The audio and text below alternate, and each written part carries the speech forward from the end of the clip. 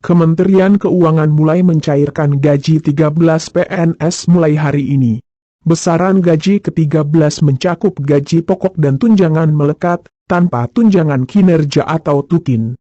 Kementerian Keuangan mencairkan gaji 13 PNS mulai hari ini. Total anggaran yang dikucurkan untuk pembayaran seluruh PNS, anggota TNI dan Polri, serta pensiunan mencapai Rp30,2 triliun. Direktur Jenderal Perbendaharaan Kemenkeu, Hadianto mengatakan, gaji ke-13 diberikan kepada aparatur negara, pensiunan, dan penerima tunjangan tahun 2021.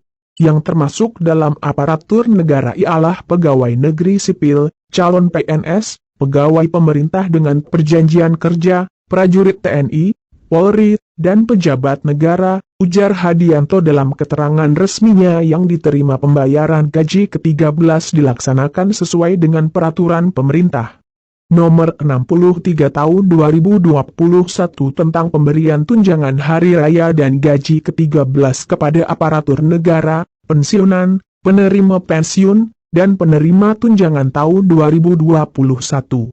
Adapun petunjuk teknis pemberian gaji ke-13 mempedomani Peraturan Menteri Keuangan, PMK, Nomor 42/PMK 05/2021 yang di dalamnya juga memuat mengenai petunjuk teknis pemberian THR yang telah dibayarkan sebelumnya.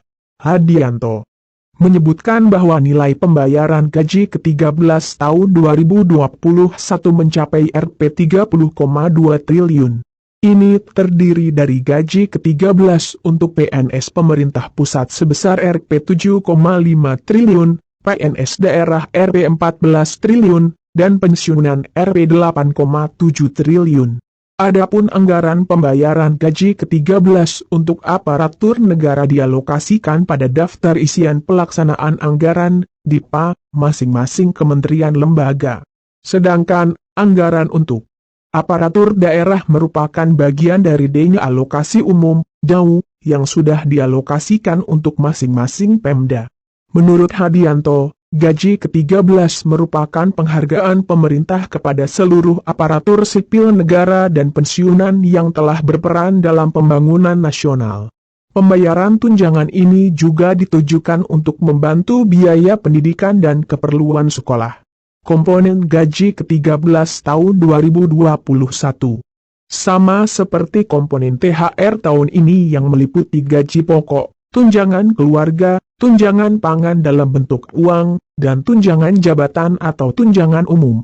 Dengan demikian, tunjangan kinerja masih tidak termasuk di dalamnya. Hal tersebut sejalan dengan upaya pemerintah dalam mendorong konsumsi masyarakat sehingga berdampak pada percepatan pemulihan ekonomi, ujar dia. Ia menegaskan bahwa gaji ke-13 ASN pusat dibayarkan paling cepat bulan Juni 2021 dan dilaksanakan melalui penerbitan surat perintah membayar, SPM, langsung oleh pejabat penandatangan SPM, PPSPM, ke rekening penerima yang diajukan kepada Kantor Pelayanan Perbendaharaan Negara, KPPN.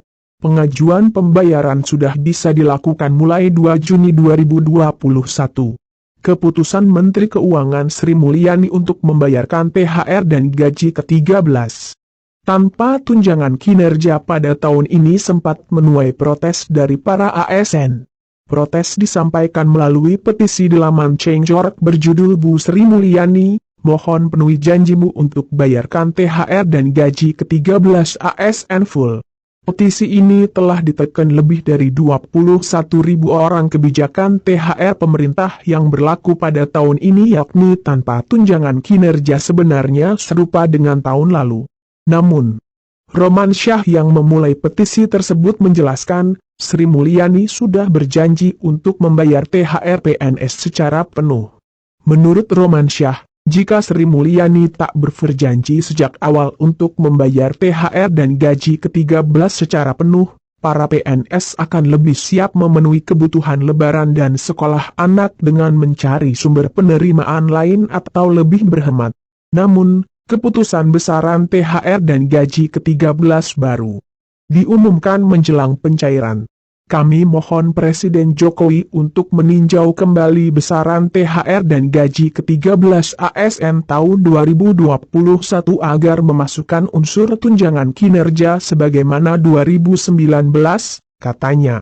Jumlah pegawai negeri sipil, PNS, yang berstatus aktif hingga 31 Desember 2020 sebanyak 4,17 juta. Angka ini menurun 1,62% dari tahun sebelumnya yang sebanyak 4,19 juta.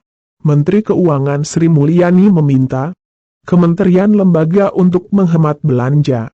Penghematan dilakukan dengan memangkas komponen tunjangan kinerja pada pembayaran gaji 13 PNS yang akan dicairkan pada awal Juni 2021.